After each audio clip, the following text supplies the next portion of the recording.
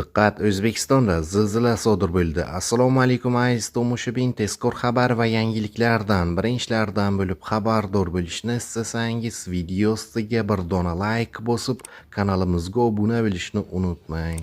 Diqqat qiling, bugun 6-dekabr kuni O'zbekistonning bir qancha hududlarida zilzila sodir bo'ldi. Bu haqida Seysmoprognostik monitoring markazi xabar berdi.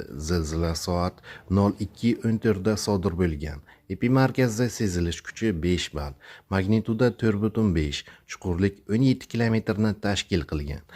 Zilzila epimarkazi Namangan viloyati Pop tumani, epimarkaz Toshkentdan 135 kilometr janubiy sharqda, koordinatalari 40,89 daraja shimoliy kenglik, 70,75 daraja sharqiy uzunlik.